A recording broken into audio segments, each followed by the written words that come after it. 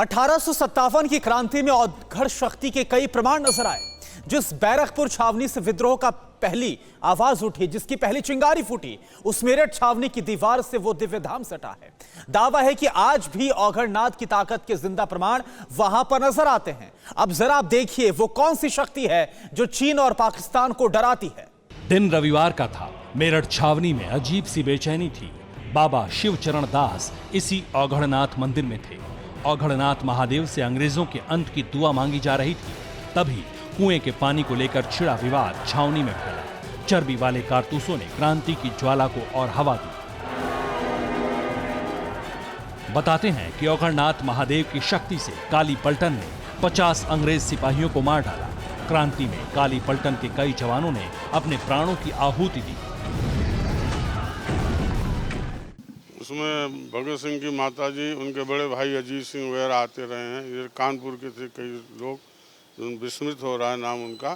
तो इस प्रकार से जो हजारों की संख्या में, एक दो नहीं हजारों की संख्या में पंजाब तक से जो भी क्रांति स्वतंत्रता सेनानी या क्रांतिकारी थे, वो सब इसी हॉल में उनका सम्मेलन होता है 10 मई को। आज भी बदस्तूर ये जारी है। तो आप समझ सकते हैं कि आखिरकार कितनी भावनाएं जुड़ी हैं इस शहीद स्मारक से। औघड़नाथ से ही वीर मराठाओं को भी विजय का वरदान मिला।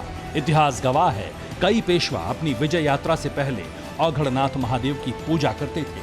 दावा है कि यहाँ स्थापित शिवलिंग की पूजा से उनकी मनोकामनाएं पूरी होती थी। यही वजह है कि आज भी औघड़नाथ शिव मंदिर में दूर दूर से लोग पूजा अर्चना के लिए आते हैं। शिवलिंग की ताकत 1857 में काली पलटन ने भी देखी। बताते हैं कि जिस जगह अंग्रेजों की मेस थी, उसकी हर जानकारी महादेव की महिमा से क्रांतिकारियों तक पहुंच जाती थी और उसकी कड़ी थे बाबा शिवचरण दास। काली पलटन मंदिर के ठीक सामने बीच में एक सड़क जाती है और सड़क के उस साइड भारतीय सेना की छावनी है और ठीक सामने भारतीय सेना का ऑफिसर्स मेस है। हमें ये बताया गया कि जिस वक्त 1857 की क्रांति हुई थी, उस वक्त भी यहाँ पे अंग्रेजी सेना का ऑफिसर्स मेस होता था और अंग्रेज की सेना अपने सारे प्रोग्राम, सारी चीज़ों पे यहीं पर डिस्कस करते थे और वो पूरी खबर पहुंचती थी इस मंदिर के बाबा शिवचरण दास जी के पास, जिन्होंने सिपाही विद्रोह की यहाँ अग्नि प्रज्वलित की थी। 29 मार्च 1857 को मंगल पांडे ने बैरकपुर छावनी में परेड मैदान से रेजिमेंट के अफसर लेफ्टिनेंट वाघ पर हमला करके उसे जख्मी कर दिया। जनरल जोन ने जनादार ईश्वर प्रसाद को मंगल पांडे को गिरफ्तार करने का हुक्म दिया, लेकिन ईश्वर प्रसाद ने ऐसा करने से मना कर दिया। एक सिपाही शेख पलटू को छोड़कर सारी रेजिमेंट मंगल पांडे के साथ आ गई। मंगल पांडे ने अपने साथियों को खुलेआम विद्रोह करने को कहा, पर कोई भी अंग्रेजों से टक्कर लेने के लिए तैयार नहीं था। इसके बाद हताश मंगल पांडे ने अपनी ही बंदूक से खुदकुशी करने की कोशिश की, लेकिन वो बच गए।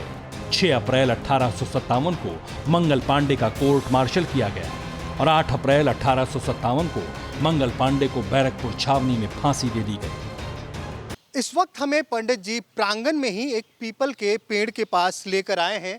हालांकि ये पेड़ बहुत छोटा है और इसके चारों तरफ लोहे की जाली सी लगी है। एक दरवाजा है, शायद पूजा करने के लिए इसको खोला जाता होगा, बंद किया जाता होगा। आखिर हमें इस पेड़ के पास क्यों लेकर आए हैं पंडित जी?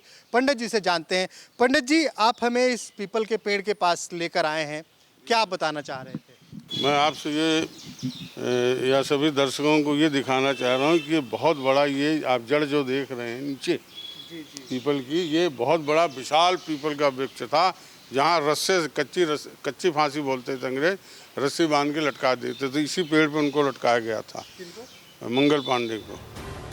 मेरठ छावनी में आज भारतीय सेना के वीर तैनात हैं। छावनी की दीवार औघड़नाथ मंदिर से जुड़ी है। बताते हैं इसी धाम की ताकत से अकेली मेरठ छावनी चीन और पाकिस्तान को फतेह करने का दम रखती है। श्रीनिवास, TV9 भारतवर्ष, औघड़नाथ धाम, मेरठ। न्यूज टॉप 9 रोज सुबह 7 बजे और शाम 7 बजे सिर्फ TV9 भारतवर्ष पर।